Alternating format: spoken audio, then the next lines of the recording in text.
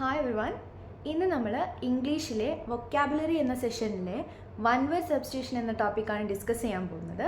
One word substitution എന്ന് പറഞ്ഞു കഴിഞ്ഞാൽ നിങ്ങൾക്കൊരു സെൻറ്റൻസ് അല്ലെങ്കിൽ ഒരു ഫ്രേസ് തന്നിട്ടുണ്ടാവും. You have to replace it with one word. അതാണ് വൺ വേർഡ് സബ്സ്റ്റിറ്റ്യൂഷൻ കൊണ്ട് ഉദ്ദേശിക്കുന്നത്.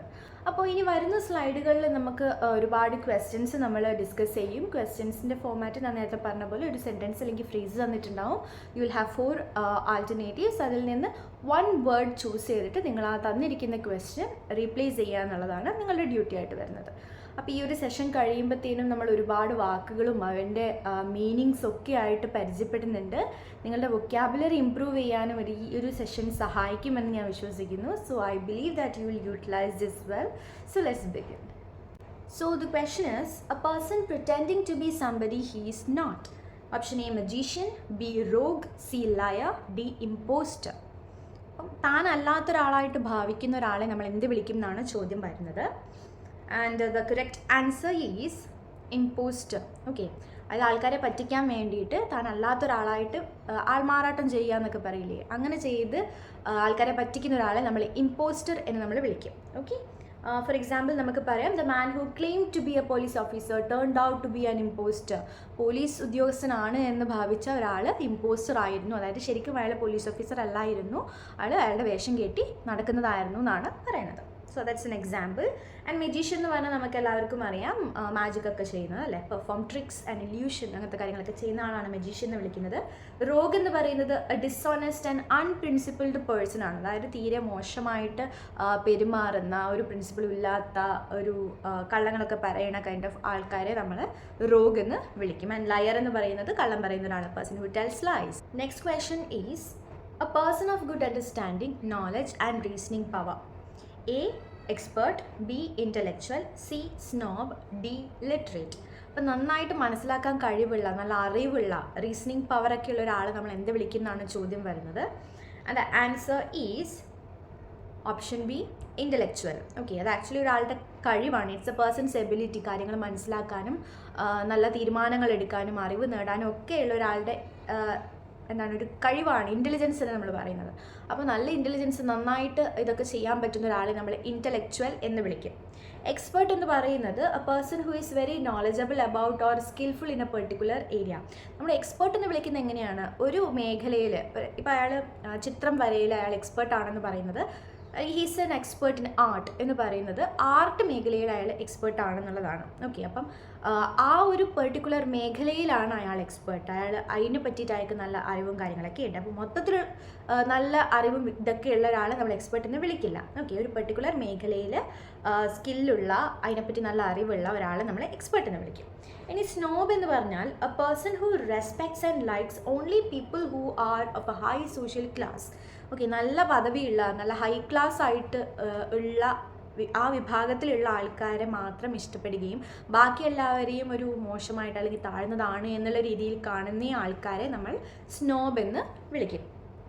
Literate, a person who is able to read and write. എഴുത്തും വായനയും ഒക്കെ അറിയുന്ന ഒരാളെ നമ്മൾ ലിറ്ററേറ്റ് എന്ന് വിളിക്കും. അടുത്ത question, that which cannot be corrected. A, unintelligible. B, indelible. C, illegible. D, incorrigible. അതായത് കറക്റ്റ് ചെയ്യാൻ പറ്റാത്തത്, തിരുത്താൻ പറ്റാത്തത്, മാറ്റാൻ പറ്റാത്തത് എന്ന അർത്ഥം വരുന്ന വാക്ക് ഏതാണെന്നാണ് ചോദ്യം. ഇവിടെ ആൻസർ ആയിട്ട് വരുന്നത് ഓപ്ഷൻ ഡി, ഇൻകോറിജിബിൾ എന്ന് പറഞ്ഞാൽ ചേഞ്ച് ചെയ്യാനും മാറ്റാനൊന്നും പറ്റാത്തതാണ് ഇൻകോറിജിബിൾ എന്നുകൊണ്ട് നമ്മൾ ഉദ്ദേശിക്കുന്നത്. ഇപ്പം ഹീസ് ആൻ ഇൻകോറിജിബിൾ ലയർ എന്ന് പറഞ്ഞു കഴിഞ്ഞാൽ അവനെ ഒന്നും മാറ്റാൻ പറ്റാത്ത, തിരുത്താൻ പറ്റാത്ത, മാറാത്ത ഒരു കള്ളം പറയുന്ന ഒരു മനുഷ്യനാണ് അവൻ എന്നുള്ള അർത്ഥമാണ് ആ സെൻറ്റൻസിന് വരുന്നത്. ഇനി മറ്റ് വാക്കുകളും കൂടെ നമുക്ക് നോക്കാം. അൺഇൻ്റലിജിബിൾ എന്ന് പറഞ്ഞു കഴിഞ്ഞാൽ impossible to understand. Okay, unintelligible. Okay, നമുക്ക് മനസ്സിലാക്കാൻ കഴിയാത്തത്. ഓക്കെ, അങ്ങനെയാണ് ആ വാക്കിൻ്റെ അർത്ഥം വരുന്നത്. ഇൻഡെലിബിൾ എന്ന് പറഞ്ഞു കഴിഞ്ഞാൽ making marks that cannot be removed. Indelible എന്ന് പറഞ്ഞു കഴിഞ്ഞാൽ മാർക്കുകൾ, എന്തെങ്കിലുമൊക്കെ അടയാളമാക്കുക, അത് മായ്ക്കാൻ കഴിയാത്ത ഒരു അടയാളം, മാർക്ക് ആക്കുക എന്നുള്ളതാണ് ഇൻഡെലിബിൾ കൊണ്ട് നമ്മൾ ഉദ്ദേശിക്കുന്നത്. ഇല്ലെജിബിൾ എന്ന് പറഞ്ഞാൽ not clear enough to read. Okay, വായിക്കാൻ കഴിയാത്ത, നമുക്ക് ഒരുമാതിരിയൊക്കെ എഴുതി കഴിഞ്ഞാൽ നമുക്കത് പിന്നെ വായിക്കാൻ പറ്റില്ല അല്ലേ, അതിനെയാണ് ഇല്ലെജിബിൾ എന്ന് പറയുന്നത്. വായിക്കാൻ കഴിയാത്തത് എന്ന അർത്ഥമാണ് illegible. Next question, stick with a thick and used in a mortar for pounding. Option A, thistle. B, stifle. C scatter, D pestle. അപ്പോൾ നമുക്ക് ചതയ്ക്കാനൊക്കെ നമ്മൾ ഉപയോഗിക്കുന്ന മോർട്ടാറിൻ്റെ കൂടെ ഉപയോഗിക്കുന്ന ഒരു സ്റ്റിക്ക് പോലത്തെ ഒരു സാധനമുണ്ട്. ഓക്കെ, ഒരു തിക്ക് എൻഡൊക്കെ വരുന്ന ഒരു സ്റ്റിക്ക് പോലത്തെ ഒരു സാധനത്തിന് എന്താണ് വിളിക്കുക എന്നാണ് ചോദ്യം ചോദിച്ചത്. And here the answer is option D, pestle, ഒലക്ക. ഓക്കെ, ഒലക്കയില്ലേ, ഒലക്കയാണ് പെസിൽ എന്നുകൊണ്ട് നമ്മൾ ഉദ്ദേശിക്കുന്നത്. അപ്പോൾ ബാക്കി വാക്കുകൾ നമുക്ക് നോക്കാം. തിസിൽ എന്ന് പറയുന്നത് it's A kind of plant ആണ്. ഒരു പേർപ്പിൾ ഫ്ലവറൊക്കെ വരുന്ന ഒരു ഇനം ചെടീനെയാണ് തിസിൽ എന്നുകൊണ്ട് ഉദ്ദേശിക്കുന്നത്. സ്റ്റൈഫിൾ എന്ന് പറയുന്നത് സഫക്കേറ്റ് ചെയ്യുക, ശ്വാസം എടുക്കാനാവാണ്ട് ഒരാളെ സഫക്കേറ്റ് ചെയ്യുന്നതിനെയാണ് നമ്മൾ സ്റ്റൈഫിൾ എന്നുകൊണ്ട് ഉദ്ദേശിക്കുന്നത്. സ്കെറ്റർ എന്ന് പറയുന്നത് it's an ornamental staff carried by rulers on ceremonial occasions as a symbol of sovereignty.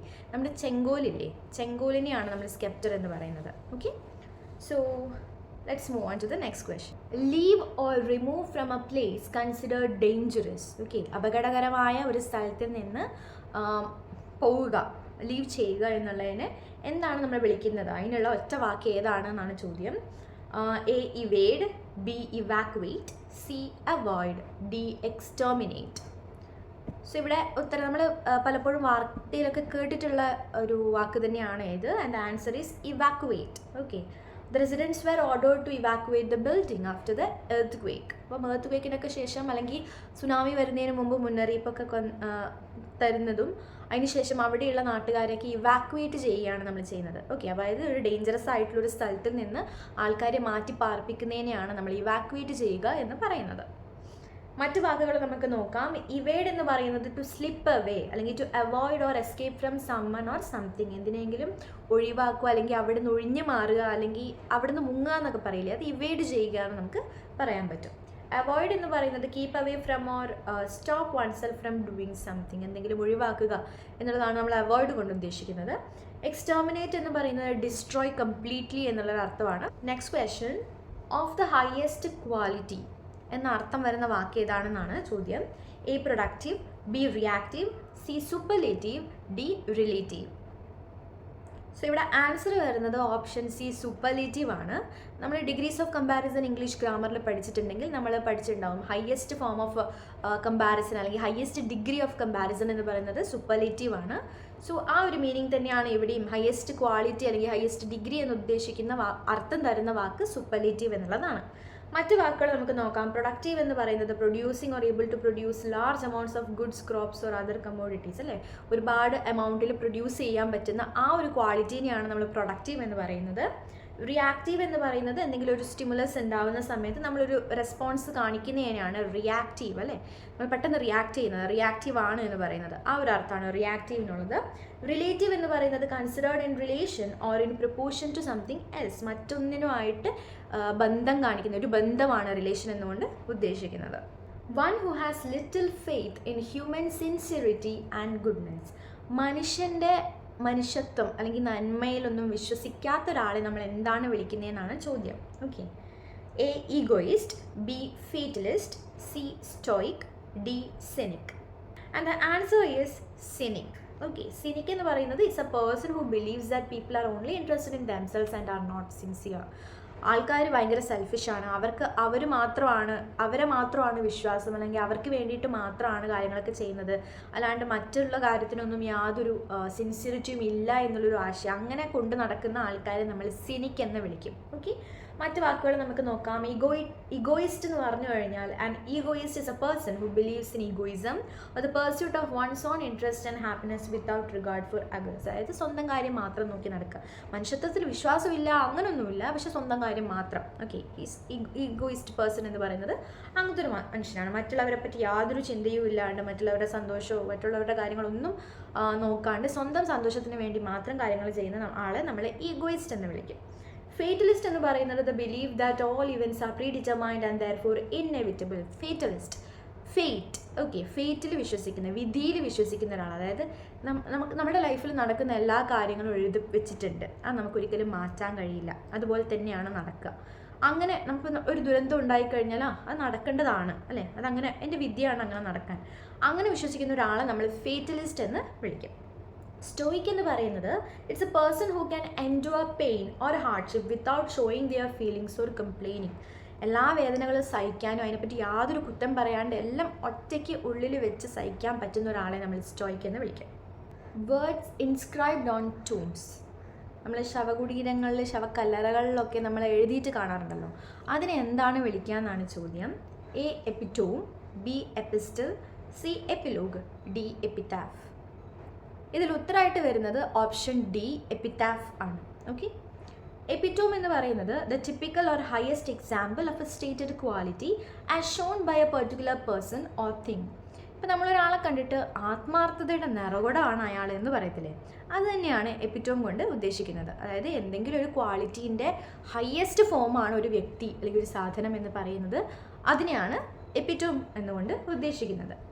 Epistle എന്ന് പറയുന്നത് it's A poem or other literary work in the form of A letter or A series of letters. Okay, ഒരു കത്തിൻ്റെ അല്ലെങ്കിൽ ഒരു കത്തുകളുടെയൊക്കെ ഫോമിൽ ഉണ്ടാവുന്ന ഒരു കവിതയോ കഥയോ എന്തോ ആയിക്കോട്ടെ, അതിനെയാണ് നമ്മൾ എപ്പിസ്റ്റൽ എന്ന് പറയുന്നത്. ഇപ്പോൾ ഇംഗ്ലീഷിലൊക്കെ നമ്മൾ എപ്പിസ്റ്റലറി നോവൽസ് ഒക്കെ കാണാൻ പറ്റുന്നുണ്ട്. ഓക്കെ, അതായത് ഒരുപാട് എഴുത്തുകളിലൂടെ മാത്രമായിട്ട് എഴുതപ്പെട്ട നോവൽസിനെയാണ് നമ്മൾ എപ്പിസ്റ്റലറി നോവൽസ് എന്നൊക്കെ പറയാറുള്ളത്. അടുത്തത് എപ്പിലോഗാണ്. A section or speech at the end of a book or play that serves as a comment on or a conclusion to what has happened. Okay, ഇപ്പോൾ എല്ലാ ബുക്കിൻ്റെ അവസാനം നമുക്ക് എപ്പിലോഗ് കാണാൻ പറ്റും, അതായത് ഒരു കൺക്ലൂഷൻ. ഓക്കെ, എന്തെങ്കിലും ആ ബുക്ക് കഴിഞ്ഞിട്ട് ആ കഥയായിട്ട് എന്തെങ്കിലും ഒരു കമൻറ്റ് അല്ലെങ്കിൽ അതിനൊരു കൺക്ലൂഷൻ എന്ന രീതിയിൽ അവസാനം ഒരു വർക്ക് ഓഫ് ലിറ്ററേച്ചറിൻ്റെ അവസാനം നമുക്ക് കാണാൻ കഴിയുന്ന ഒരു ഭാഗമാണ് എപ്പിലോഗ് എന്നുകൊണ്ട് ഉദ്ദേശിക്കുന്നത്. A person who insists on something. A disciplinarian, B stickler, C instantaneous, D boaster. അപ്പോൾ എന്തെങ്കിലും ഒരു കാര്യത്തിന് വേണ്ടിയിട്ട് ഇങ്ങനെ നിർബന്ധം പിടിക്കുന്ന അല്ലെങ്കിൽ ഇൻസിസ്റ്റ് ചെയ്തുകൊണ്ടിരിക്കുന്ന ഒരാളെ എന്ത് വിളിക്കും എന്നാണ് ചോദ്യം.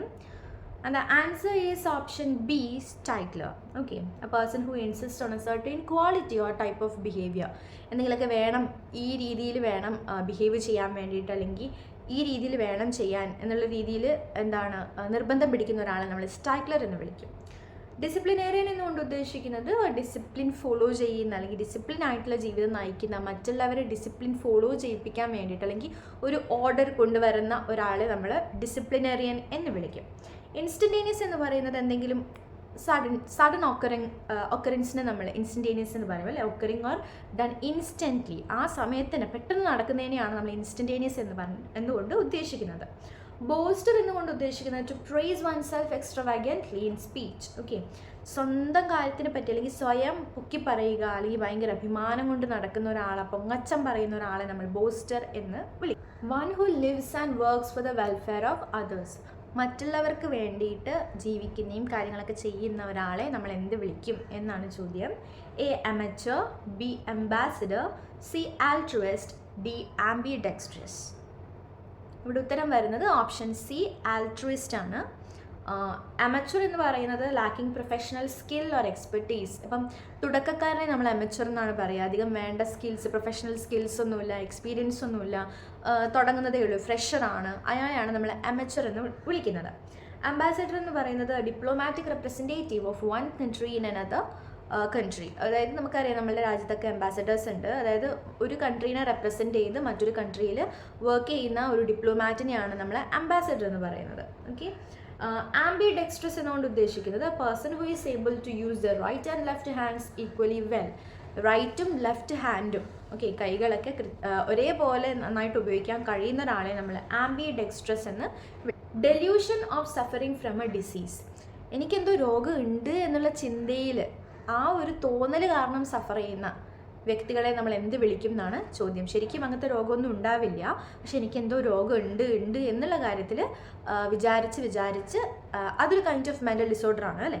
ആ മെൻ്റൽ ഡിസോർഡർ ഉള്ള ആളെ നമ്മൾ എന്ത് വിളിക്കും എന്നാണ് ചോദ്യം. A phagomania, B nosomania, C clinomania, D dipsomania. Okay, ഇവിടെ ആൻസർ ആയിട്ട് വരുന്നത് നോസോമാനിയ ആണ്. ഓക്കെ, അതായത് എന്തോ അസുഖം ഉണ്ട് എന്നുള്ള തോന്നൽ എപ്പോഴും ഉണ്ടായിക്കൊണ്ട് അതിൽ സഫർ ചെയ്യുന്ന ഒരാളെയാണ് നമ്മൾ നോസോമാനിയ എന്ന് വിളിക്കുന്നത്. ഫാഗോമാനിയ എന്ന് പറയുന്നത് കമ്പൾസീവ് ഡിസയർ ടു ഈറ്റ് ആണ്. എപ്പോഴും കഴിക്കാനുള്ളൊരു ഭയങ്കര കമ്പൾസീവ് ആയിട്ടുള്ളൊരു ആഗ്രഹമുള്ള ഒരാളെ നമ്മൾ, അതൊരു അസുഖമാണ് ആക്ച്വലി, അയാളെ നമ്മൾ ഫാഗോമാനിയ എന്ന് വിളിക്കും. ക്ലിനോമാനിയ എന്ന് പറയുന്നത് it's a condition that causes an excessive desire to stay in bed or sleep. എപ്പോഴും കിടക്കണം, എപ്പോഴും ഉറങ്ങണം, എപ്പോഴും ബെഡിൽ തന്നെ ഉണ്ടാവണം എന്നുള്ളതും ഒരു മാനസിക രോഗമായിട്ടാണ് പറയുന്നത്. അതിനെ ക്ലിനോമാനിയ എന്ന് പറയും. ഡിപ്സോമാനിയ എന്ന് പറയുന്നത് it's an abnormal craving for alcohol. Okay, ആൽക്കഹോളിനോട് വല്ലാത്തൊരു എപ്പോഴും കുടിക്കണം എന്നുള്ള ആ ഒരു ഭയങ്കരമായ ആഗ്രഹം ഉണ്ടാവുന്നതും ഒരു മെഡിക്കൽ കണ്ടീഷനാണ്. അടുത്ത question, one who possesses many talents. ഒരുപാട് കഴിവുകളുള്ള ഒരാളെ നമ്മൾ എന്ത് വിളിക്കും? A versatile, B nubile, C exceptional, D gifted. ഇവിടെ ആൻസർ ആയിട്ട് വരുന്നത് ഓപ്ഷൻ ഡി ഗിഫ്റ്റഡ് ആണ്. വെർസറ്റൈൽ എന്നുകൊണ്ട് ഉദ്ദേശിക്കുന്നത് somebody who is able to adapt or be adapted to many different functions or activities. പല കാര്യങ്ങളിലുമായിട്ട് ഒത്തുചേർന്ന് പോകാൻ കഴിയുന്ന ഒരാളെ നമ്മൾ വെർസറ്റൈൽ എന്ന് വിളിക്കും. നുബൈൽ എന്ന് പറയുന്നത് യൂഷ്വലി വിമനെ അസോസിയേറ്റ് ചെയ്തിട്ടാണ് പറയാറ്. യങ് ആൻഡ് സെക്ഷലി അട്രാക്റ്റീവ് ആയിട്ടുള്ള വിമനെയാണ് നമ്മൾ നുബൈൽ എന്ന് പറയുന്നത്. എക്സെപ്ഷണൽ എന്നുകൊണ്ട് ഉദ്ദേശിക്കുന്നത് അൺയൂഷ്വൽ അല്ലെങ്കിൽ സാധാരണ അല്ലാത്ത, അതിനപ്പുറം, സാധാരണ അല്ലാത്ത അസാധാരണം എന്നുള്ള അർത്ഥമാണ് എക്സെപ്ഷണൽ കൊണ്ട് ഉദ്ദേശിക്കുന്നത്. State in which the few govern the many. ഒരു രാജ്യം കുറച്ച് ആൾക്കാർ ഒരുപാട് ആൾക്കാരെ ഭരിക്കുന്ന ആ ഒരു രീതിയുള്ള ഒരു ഗവൺമെൻറ്റിനെ നമ്മൾ എന്താണ് പറയുക എന്നാണ് ചോദിക്കുന്നത്. A monarchy, B oligarchy, C plutocracy, D autocracy. The answer is option B oligarchy. Okay, ഒളിഗാർക്കിയിലാണ് ആ ഭരണം എന്ന് പറയുന്നത് കുറച്ച് ആൾക്കാർ ഒരുപാട് ആൾക്കാരെ ഭരിക്കുന്ന രീതിയാണ് ഒളിഗാർക്കി. മൊണാർക്കി എന്ന് പറയുന്നത് നമുക്കറിയാം, a form of government with a monarch at the head, അല്ലെ, രാജഭരണം, അതാണ് മൊണാർക്കി എന്നുകൊണ്ട് ഉദ്ദേശിക്കുന്നത്. പ്ലൂട്ടോക്രസി എന്ന് പറയുന്നത് state or society governed by the wealthy. Okay, ഏറ്റവും കൂടുതൽ പൈസക്കാരാണ് ബാക്കിയുള്ളവരെ ഭരിക്കുക, ആ ഒരു രീതിയാണ് പ്ലൂട്ടോക്രസിയിൽ വരുന്നത്. ഓട്ടോക്രസി എന്ന് പറയുന്നത് state or society governed by one person with absolute power. Okay, dictatorship ഒക്കെ പറയില്ലേ, ഇത് ഒരാൾക്ക് അബ്സല്യൂട്ട് പവർ ഉണ്ടാവും, ഹിറ്റ്ലറിൻ്റെ ആ കാലഘട്ടം, അതിനെയൊക്കെ നമ്മൾ ഓട്ടോക്രസി എന്ന് പറയും. One who is specially skilled in storytelling. കഥ പറയാൻ അസാമാന്യ കഴിവുള്ള ഒരാളെ നമ്മൾ എന്ത് വിളിക്കും? A orator, B composer, C raconteur, D vocalist. ഇവിടെ ആൻസർ വരുന്നത് ഓപ്ഷൻ സി റെക്കോൺറ്റിയർ ആണ്. അതായത് നല്ലൊരു രീതിയിൽ ആൾക്കാരെ രസിപ്പിച്ചുകൊണ്ട് തമാശയൊക്കെ പറഞ്ഞുകൊണ്ട് കഥ പറയാൻ കഴിവുള്ള ഒരാളെയാണ് നമ്മൾ റെക്കോൺറ്റിയർ എന്ന് വിളിക്കുന്നത്. ഓക്കെ, ഇയാൾ നമുക്ക് സ്റ്റോറി ടെല്ലർ, കോമൺ ആയിട്ട് നമ്മൾ സ്റ്റോറി ടെല്ലർ എന്ന് പറയും, ടെയിൽ ടെല്ലർ എന്ന് പറയും. അപ്പം അങ്ങനെയൊക്കെയുള്ള ഒരാളെ നമുക്ക് റെക്കോൺറ്റിയർ എന്ന് വിളിക്കാം. ഒറേറ്റർ എന്ന് പറയുന്നത് പ്രാസംഗികനാണ്, അല്ലേ, പബ്ലിക് സ്പീക്കറാണ്. കമ്പോസർ എന്ന് പറയുന്നത് മ്യൂസിക് എഴുതി കമ്പോസ് ചെയ്യാന്നൊക്കെ പറയുന്നത് അയാളാണ് കമ്പോസറായിട്ട് വരുന്നത്. വോക്കലിസ്റ്റ് എന്ന് പറയുന്നത് ഒരു സിംഗറാണ്. Okay, next question, one who is beyond reforms. അതായത് തിരുത്താൻ പറ്റാത്ത എന്നുള്ളൊരർത്ഥം വരുന്ന വാക്കാണ്. A incorrigible, B monodrome, C patricide, D pensive. നമ്മൾ മുമ്പേ ഡിസ്കസ് ചെയ്തിരിക്കുന്ന ഒരു വാക്ക് തന്നെയാണ്. ആൻസർ വരുന്നത് എ ഇൻകോറിജിബിൾ ആണ്, തിരുത്താൻ പറ്റാത്ത, മാറ്റാൻ പറ്റാത്ത എന്നർത്ഥമാണ് ആ വാക്കിന് വരുന്നത്. മോണോട്രീം എന്ന് പറയുന്നത് it's kind of primitive mammal ആണ്. ഓക്കെ, പെട്രിസൈഡ് എന്ന് പറയുന്നത് the killing of one's father. Cide എന്ന വാക്ക് വരുമ്പോൾ ശ്രദ്ധിക്കുക, കില്ലിങ് ആണ് അവിടെ ഉദ്ദേശിക്കുന്നത്. സൂയിസൈഡ്, സ്വന്തം കില്ലിങ് ഓഫ് വൺ സെൽഫ് ആണ് സൂയിസൈഡ്. ഹോമിസൈഡ് ഉണ്ട്. അപ്പം സൈഡ് വരുമ്പോൾ കില്ലിങ് ആണെന്ന് ഒന്ന് ഓർത്ത് വെക്കുക.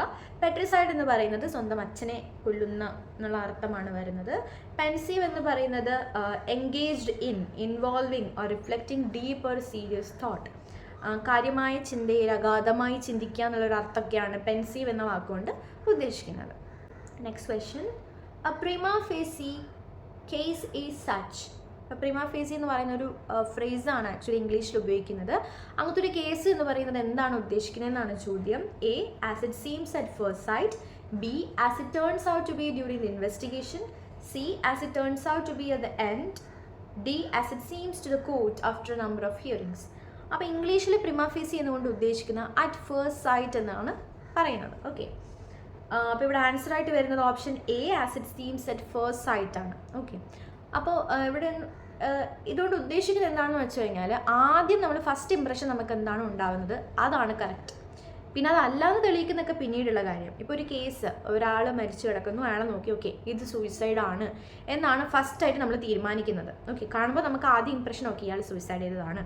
So that is a prima facie of that case. Okay, അതിന് ശേഷം പിന്നീട് അന്വേഷിച്ച് എവിഡൻസ് ഒക്കെ കണ്ടെത്തിയിട്ട് അതായിരിക്കാം അല്ലായിരിക്കാം എന്നുള്ള തീരുമാനത്തിലേക്ക് എത്താം. ബട്ട് ഫസ്റ്റ് ഇംപ്രഷൻ എന്താണോ അതിനെയാണ് നമ്മൾ പ്രിമാ ഫേസി എന്നുകൊണ്ട് ഉദ്ദേശിക്കുന്നത്. A person who knows many foreign languages.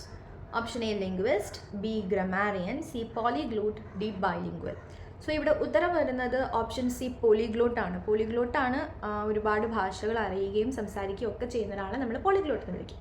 Linguist എന്ന് പറയുന്നത് ഒരു ഭാഷകളെ പറ്റി പഠിക്കുന്നതാണ്, അതിൻ്റെ സ്ട്രക്ചറും കാര്യങ്ങളും ഒക്കെ പറ്റി പഠിക്കുന്ന ഒരാളെയാണ് നമ്മൾ ലിംഗ്വിസ്റ്റ് എന്ന് പറയുന്നത്. അയാൾക്ക് ഒരുപാട് ഭാഷകൾ അറിയുമായിരിക്കും, പക്ഷെ എല്ലാ ഭാഷയിലും സംസാരിക്കാൻ പറ്റണമെന്നില്ല. ഓക്കെ. ബി എന്ന് പറയുന്നത് ഗ്രമാറിയൻ. ഗ്രമാറിയൻ എന്ന് പറയുന്നത് ഗ്രാമറിനെ പറ്റി പഠിക്കുകയും ഗ്രാമറിനെ പറ്റി എഴുതുകയും കാര്യങ്ങളൊക്കെ ചെയ്യുന്ന ഒരാളാണ് ഗ്രമാറിയൻ എന്ന് പറയുന്നത്.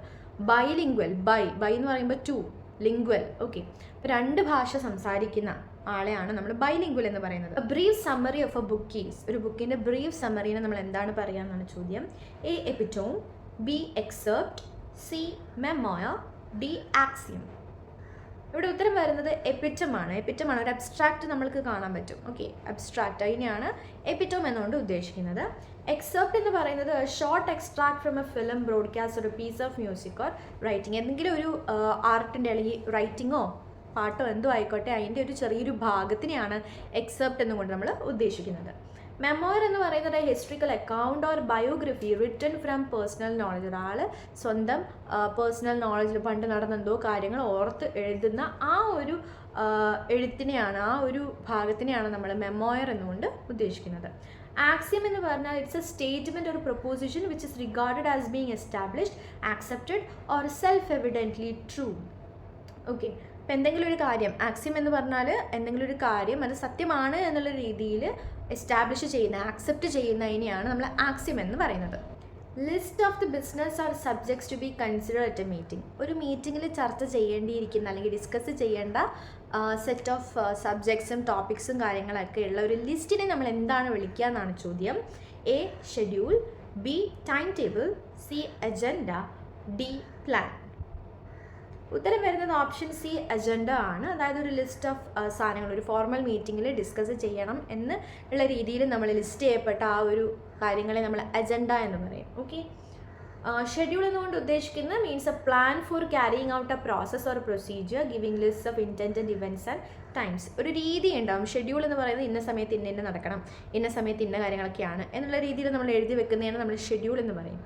ടൈം ടേബിൾ എന്ന് പറയുന്നത് means schedule to take place at a particular ടൈമിൽ, ഇന്ന ടൈമിൽ എന്താണ് അത് നമ്മൾ ടൈം ടേബിൾ നമുക്കറിയാം. പ്ലാൻ എന്ന് പറയുന്നത് detailed proposal four doing or achieving something, എന്തെങ്കിലും ചെയ്യാനോ അല്ലെങ്കിൽ എന്തെങ്കിലും നേടിയെടുക്കാൻ വേണ്ടിയിട്ടുള്ളൊരു ഡീറ്റെയിൽഡ് ആയിട്ടുള്ളൊരു ഒരു ഡ്രാഫ്റ്റിനെ നമ്മൾ പ്ലാൻ എന്ന് പറയും. The reason debtor of A controversy is. Okay, അതൊരു പ്രയോഗമാണ്, അതിൻ്റെ അർത്ഥമാണ് ഇവിടെ നമ്മൾ അറിഞ്ഞിരിക്കേണ്ടത്. ഒരു കോൺട്രവേഴ്സിയുടെ റീസൺ ഡെറ്റർ എന്ന് പറയുന്നത് എന്താണ് ഉദ്ദേശിക്കുന്നതെന്നാണ് ചോദ്യം. A, the enthusiasm with which it is kept alive. B, the fitness with which participants handle it. C, the reason or justification of its existence. D, the unending hostility the parties concerned have towards each other. ഉത്തരം വരുന്നത് reason debtor എന്ന് പറയുന്നത് അതിൻ്റെ അർത്ഥം എന്ന് പറയുന്നത് the most important reason or purpose for someone or something's existence. എന്തെങ്കിലും ഒരു സാധനം അല്ലെങ്കിൽ ഏതെങ്കിലും ഒരാൾ എക്സിസ്റ്റ് ചെയ്യുക എന്നുള്ളതിൻ്റെ ഒരു കാരണം അല്ലെങ്കിൽ അതിൻ്റെ പേർപ്പസ് എന്നുള്ളതാണ് ഈ ഒരു വാക്കിൻ്റെ അർത്ഥം വരുന്നത്. സോ ഈ ഒരു ചോദ്യത്തിൻ്റെ ആൻസർ എന്ന് പറയുന്നത് ഓപ്ഷൻ സി ആണ്. The reason or justification of its existence അതാണ് വരുന്നത്. To free a person by declaring a verdict of not guilty. ഇപ്പോൾ ഒരാളെ അയാൾ തെറ്റുകാരനല്ല എന്ന് പറഞ്ഞ് വെറുതെ വിടുന്നതിനെ എന്താണ് പറയുക എന്നാണ് ചോദ്യം. A defendant, B acquit, C felicitate, D elect. ഉത്തരം വരുന്നത് ഓപ്ഷൻ ബി ആണ്, അക്വിറ്റ്. ഓക്കെ. ഡിഫെൻഡൻറ്റ് എന്ന് പറയുന്നത് a person in a law case who is accused of having done something illegal. അപ്പം കുറ്റവാളിനെയാണ് നമ്മൾ ഡിഫെൻഡൻ്റ് എന്ന് പറയുന്നത്. ഓക്കെ, അയാൾ എന്തോ തെറ്റ് ചെയ്തു എന്ന് അവകാശപ്പെടുന്ന ആ ഒരാളെയാണ് നമ്മൾ ഡിഫെൻഡൻ്റ് എന്ന് വിളിക്കുന്നത്. ഫെലിസിറ്റേറ്റ് എന്ന് പറയുന്നത് കൺഗ്രാജുലേറ്റ് ചെയ്യുക എന്നുള്ള അർത്ഥമാണ് വരുന്നത്. അലഗ്ഡ് എന്ന് പറയുകയാണെങ്കിൽ said or thought by some people to be the stated bad or illegal thing although you have no proof. അപ്പം ഒരാൾ തെറ്റ് ചെയ്തു, അതിൻ്റെ പ്രൂഫും കാര്യങ്ങളൊന്നും നമുക്കറിയില്ല, പക്ഷെ അയാൾ എന്തോ തെറ്റ് ചെയ്തതാണ്, അയാളെ കുറ്റപ്പെടുത്തുന്നതിനെയാണ് അലജ്ഡ്. ഓക്കെ, അലജ്ഡ് ക്രിമിനൽ എന്ന് പറയുന്നത് അയാൾ ക്രിമിനൽ ആണ് എന്ന് പറയപ്പെടുന്നു, അത് എന്താണ് ഉറപ്പായിട്ടൊന്നുമില്ല, തെളിയിക്കപ്പെട്ടിട്ടൊന്നുമില്ല, അതിനെയാണ് അലജ്ഡ് എന്ന് പറയുന്നത്. Next question. Extreme old age when a man behaves like A fool. Okay, extreme ആയിട്ടുള്ള വാർദ്ധക്യം, അപ്പോൾ ആൾക്കാർക്ക് ചിന്തിക്കാനോ ഒന്നും കഴിയാത്ത ഒരു ഒന്നും മനസ്സിലാവാത്ത ഒരു അവസ്ഥ, അതിനെ എന്താണ് പറയുന്നതെന്നാണ് ചോദ്യം. Okay, A imbecile, B superannuation, C senile, D dullard. ഇവിടെ ഉത്തരം വരുന്നത് ഓപ്ഷൻ സി സെനൈലാണ്. ഓക്കെ, ഇംബസൈൽ എന്ന് പറയുന്നത് ഒരു സ്റ്റുപ്പിഡ് പേഴ്സണെയാണ് നമ്മൾ ഇംബസൈൽ എന്ന് പറയുന്നത്. അതായത് നമുക്കൊന്നും ചിന്തിച്ച് തീരുമാനമൊന്നും എടുക്കാൻ പറ്റാത്ത ഒരു മനുഷ്യനെ നമ്മൾ ഇംബസൈൽ എന്ന് വിളിക്കും. പക്ഷെ അത് വാർദ്ധക്യം കാരണം ആവണമെന്നില്ല. ഓക്കെ, സൂപ്പർ അന്വേഷൻ എന്ന് പറയുന്നത് regular payment made into a fund by an employee towards a future pension. ഇപ്പോൾ ജോലി ചെയ്യുന്ന സമയത്ത് നമ്മളുടെ ശമ്പളത്തിൽ നിന്ന് കുറച്ച് നമ്മൾ അടയ്ക്കേണ്ടി വരും അല്ലേ, ഭാവിയിൽ റിട്ടയർ ആയിട്ട് പെൻഷൻ കിട്ടാൻ വേണ്ടിയിട്ട് ആ പൈസയാണ് നമുക്ക് കിട്ടുക. അപ്പോൾ അതിനെയാണ് സൂപ്പർ അന്വേഷൻ എന്ന് ഉദ്ദേശിക്കുന്നത്. ഡള്ളാഡ് എന്ന് പറയുന്നത് സ്ലോ ഓർ സ്റ്റുപ്പിഡ് പേഴ്സൺ ആണ്. അതും ഒരു ഫൂളായിട്ട് തന്നെ ഉള്ള ഒരു പേഴ്സണെയാണ് നമ്മൾ ഡള്ളാഡ് എന്ന് വിളിക്കുന്നത്. പക്ഷേ വാർദ്ധക്യം ആവണമെന്നില്ല. വാർദ്ധക്യത്തിൽ നമ്മളൊന്നും ചിന്തിക്കാനും നമുക്കൊന്നും ചെയ്യാനും മനസ്സിലാവാനും കഴിയാത്ത ഒരു മനുഷ്യനെ നമ്മൾ സെനൈൽ എന്ന് വിളിക്കും. Study of population is known as A demography, B philology, C entomology, D dermatology. അപ്പോൾ ഇവിടെ ഉത്തരം വരുന്നത് ഓപ്ഷൻ എ ഡെമോഗ്രഫിയാണ്. ഡെമോഗ്രഫിയാണ് പോപ്പുലേഷനെ കുറിച്ചുള്ള പഠനത്തെ നമ്മൾ വിളിക്കുന്നത്. ഫിലോളജി എന്നുകൊണ്ട് ഉദ്ദേശിക്കുന്നത് ഭാഷകളുടെ പഠനത്തിനാണ്. ഓക്കെ, സ്റ്റഡി ഓഫ് ലാംഗ്വേജസ് ആണ് ഫിലോളജി. എൻറ്റമോളജി എന്ന് പറയുന്നത് ഇൻസെക്ട്സിനെ പറ്റിയിട്ടുള്ള സ്റ്റഡിയാണ്. ഡെർമറ്റോളജി എന്ന് പറയുന്നത് സ്കിൻ എഫക്റ്റഡ് ആയിട്ടുള്ള കാര്യങ്ങളും സ്കിൻ റിലേറ്റഡ് ആയിട്ടുള്ള കാര്യങ്ങളും ഡിസീസസും കാര്യങ്ങളൊക്കെ പഠിക്കുന്നതാണ് ഡെർമറ്റോളജി കൊണ്ട് ഉദ്ദേശിക്കുന്നത്. So next question, the feminine gender of milk man is. ഇപ്പം മിൽക്ക് മാൻ എന്ന് ഉദ്ദേശിക്കുന്നത് നമ്മൾ പാലൊക്കെ കൊണ്ടുതരുന്ന ആണിനെയാണ് മിൽക്ക് മാൻ എന്ന് പറയുന്നത്. അതൊരു സ്ത്രീ ആണെങ്കിൽ എന്ത് വിളിക്കുന്നതാണ് ചോദ്യം. A milkmaid, B milk woman, C milk lady, D milk girl. Okay, അപ്പോൾ ഇവിടെ എന്ന് പറയുന്നത് കോമൺ ആയിട്ട് ഇംഗ്ലീഷിൽ ഉപയോഗിക്കുക അല്ലെങ്കിൽ സാധാരണമായിട്ട് ശരി ഉത്തരം എന്ന് പറയുന്നത് മിൽക്ക് മെയ്ഡാണ്. ഓക്കെ, മിൽക്ക് വുമൺ എന്നുള്ളതും കറക്റ്റ് ആയിട്ടുള്ള യൂസേജ് തന്നെയാണ്. അപ്പോൾ മിൽക്ക് വുമണും ഓപ്ഷൻ ബിയും ഓപ്ഷൻ എ മിൽക്ക് മെയ്ഡും കറക്റ്റാണ്. ബട്ട് കോമൺലി ഇംഗ്ലീഷുകാർ അവിടെ ഉപയോഗിക്കുന്നത് ഇസ് മിൽക്ക് മെയ്ഡ്. ഓക്കെ, അതാണെന്നാണ് പറയുന്നത്. സോ ഇവിടെ രണ്ടും നമുക്ക് കറക്റ്റ് ആയിട്ടുള്ള ആൻസർ ആയിട്ട് പറയാൻ കഴിയും. Next question, the young one of fox is called. അപ്പം കുറുക്കൻ്റെ കുട്ടീനെ എന്താണ് നമ്മൾ വിളിക്കുക എന്നാണ്. A kid, B fawn, C cub, D calf. അപ്പോൾ ഇവിടെ ഉത്തരം വരുന്നത് ഓപ്ഷൻ സി കബ്ബാണ്. ഓക്കെ, അപ്പം കുറുക്കൻ്റെ കുട്ടീനെ നമ്മൾ കബ് എന്ന് വിളിക്കും. എന്നാൽ കബ് എന്ന് മാത്രമല്ല നമ്മൾ വിളിക്കുക, അതിനെ കിറ്റ് എന്നും പപ്പ് എന്നും വിളിക്കാറുണ്ട്. ഓക്കെ, ഇങ്ങനത്തെ കബ് എന്നും പപ്പെന്നും കിറ്റെന്നും ഒക്കെ നമ്മൾ ഫോക്സിൻ്റെ കുട്ടികളെ വിളിക്കാറുണ്ട്. അപ്പോൾ കബ്ബാണ്. കബ് നമ്മൾ ഫോക്സിൻ്റെ കുട്ടീനെ മാത്രമല്ല, ടൈഗറിൻ്റെയും ലയണിൻ്റെയും ഒക്കെ കുട്ടികളെ നമ്മൾ കബ് എന്നാണ് വിളിക്കുക. ഓക്കെ, അപ്പം ഓപ്ഷൻ എ കിഡ്. കിഡ് എന്ന് പറയുന്നത് ഗോട്ട്. ഓക്കെ, ആടിൻ്റെ കുട്ടികളെ നമ്മൾ കിഡ് എന്നാണ് വിളിക്കുക. നമുക്കറിയാം മനുഷ്യന്മാരുടെ കുട്ടികളെയും നമ്മൾ കിഡ് എന്ന് വിളിക്കാറുണ്ട്. ബി ഫോൺ എന്ന് പറയുന്നത് ഡിയറിൻ്റെ കുട്ടീനെയാണ്. ഓക്കെ, മാനിൻ്റെ കുട്ടികളെയാണ് നമ്മൾ ഫോൺ എന്ന് വിളിക്കുക. കാഫ് എന്ന് പറയുന്നത് കവിൻ്റെ ആവാം, എലിഫൻറ്റിൻ്റെ ആവാം, ജിറാഫിൻ്റെ ആവാം. ഇവരുടെ ഒക്കെ കുട്ടികളെ നമ്മൾ കാഫ് എന്നാണ് വിളിക്കുക. The study of ancient societies. Ancient സൊസൈറ്റീസിനെ പറ്റി പഠിക്കുന്ന ആ പഠനശാഖേനെ എന്താണ് വിളിക്കുക എന്നാണ് ചോദ്യം. A anthropology, B archaeology, C history, D ethnology. ഇവിടെ ഉത്തരമായിട്ട് വരുന്നത് ഓപ്ഷൻ ബി ആർക്കിയോളജിയാണ്. ആർക്കിയോളജിയിലാണ് നമ്മൾ പണ്ടത്തെ കാലത്തെ പുരാതനമായിട്ടുള്ള സൊസൈറ്റികളെയും ആൾക്കാരെയും ഒക്കെ പറ്റി പഠിക്കുന്നത്. ഓക്കെ, ആന്ത്രപ്പോളജി എന്ന് പറയുന്നത് the study of humans and human behaviour and societies in the past and present. അപ്പോൾ പണ്ട് കാലത്തെ മനുഷ്യന്മാരെ പറ്റിയിട്ട്, മനുഷ്യന്മാരുടെ സ്വഭാവങ്ങളും ഓരോരോ സൊസൈറ്റീസിനെയും അങ്ങനത്തെ കാര്യങ്ങളെയൊക്കെ പറ്റി പഠിക്കുന്നതാണ് എന്ത് ആന്ത്രപ്പോളജി എന്നുകൊണ്ട് ഉദ്ദേശിക്കുന്നത്. ഹിസ്റ്ററി എന്നുള്ളത് is A study of past. Okay, പണ്ടത്തെ കാലത്തെ പറ്റി പഠിക്കുക, പാസ്റ്റിനെ പറ്റിയിട്ട്, പാസ്റ്റിൽ നടന്ന കാര്യങ്ങളെയും പാസ്റ്റിലുണ്ടായ ആൾക്കാരെയും ഒക്കെ പറ്റി പഠിക്കുന്നതാണ് ഹിസ്റ്ററി.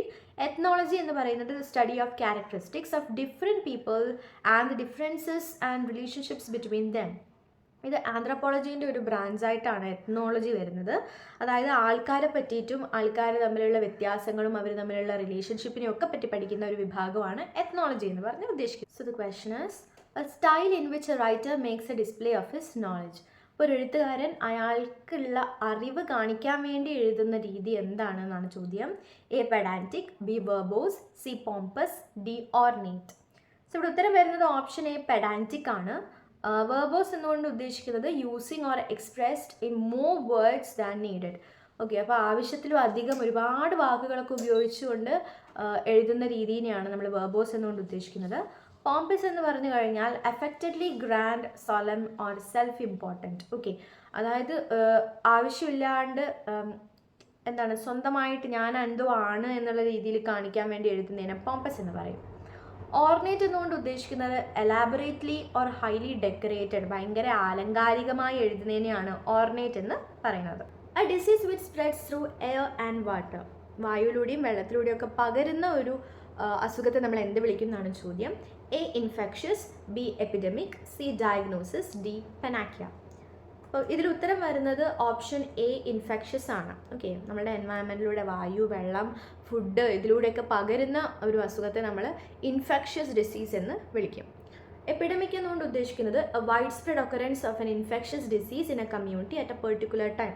കൊറോണ ഒക്കെ ഒരു എപ്പിഡമിക് ആയിരുന്നു, കാരണം ഒരു പെർട്ടിക്കുലർ ടൈമിൽ മൊത്തം ആ നാട്ടിൽ മൊത്തം സ്പ്രെഡ് ചെയ്ത് ഒരു പാൻഡമിക് എന്ന് നമ്മൾ വിളിക്കും അല്ലേ, അതാണ് എപ്പിഡമിക് എന്നുകൊണ്ട് ഉദ്ദേശിക്കുന്നത്. ഡയഗ്നോസിസ് എന്ന് പറയുന്നത് identification of the nature of an illness or other problem by examination of the symptom. അപ്പം ചികിത്സിച്ചിട്ട് എന്താണ് രോഗം, അതിൻ്റെ കാര്യങ്ങളൊക്കെ എന്താണ് എന്നൊക്കെ മനസ്സിലാക്കുന്ന ആ ഒരു പ്രോസസ്സിനെയാണ് നമ്മൾ ഡയഗ്നോസിസ് എന്ന് ഉദ്ദേശിക്കുന്നത്. പെനാക്യ എന്ന് പറയുന്നത് solution or remedy for all difficulties or disease, എന്തെങ്കിലും അസുഖത്തിന് അല്ലെങ്കിൽ എന്തെങ്കിലുമൊക്കെ ബുദ്ധിമുട്ടുള്ളതിനുള്ളൊരു പരിഹാരം, ഒരു സൊല്യൂഷൻ, അതിനെയാണ് നമ്മൾ പെനാക്യ എന്നുകൊണ്ട് ഉദ്ദേശിക്കുന്നത്. സോ നമ്മളിന്ന് ഡിസ്കസ് ചെയ്തേക്കുന്നത് വൺ വേർഡ് സബ്സ്റ്റിറ്റ്യൂഷനാണ്. അത് വൊക്കാബുലറി ഭാഗത്ത് വരുന്ന ഇമ്പോർട്ടൻ്റ് ആയിട്ടുള്ളൊരു സെഷൻ തന്നെയാണ്. എന്തായാലും അതിൽ നിന്നൊരു ക്വസ്റ്റ്യൻ നിങ്ങൾക്ക് പ്രതീക്ഷിക്കാം. അപ്പോൾ നന്നായിട്ട് വായിക്കുക, വാക്കുകളും അതിൻ്റെ അർത്ഥങ്ങളും ഒക്കെ ആയിട്ട് നന്നായിട്ട് പരിചയപ്പെടുക. മറ്റു ക്വസ്റ്റ്യൻസും കാര്യങ്ങളും ഒക്കെ ക്വസ്റ്റ്യൻ പേപ്പേഴ്സിൽ വന്നിരിക്കുന്ന ക്വസ്റ്റ്യൻസും കാര്യങ്ങളും ഒക്കെ ആയിട്ട് പരിചയപ്പെടുക. അങ്ങനെ ആകുമ്പോൾ നിങ്ങൾക്ക് ഈ ഒരു സെഷനിൽ വരുന്ന ചോദ്യങ്ങൾ നന്നായിട്ട് തന്നെ അറ്റംപ്റ്റ് ചെയ്യാൻ പറ്റുന്നതായിരിക്കും. So all the best. Thank U.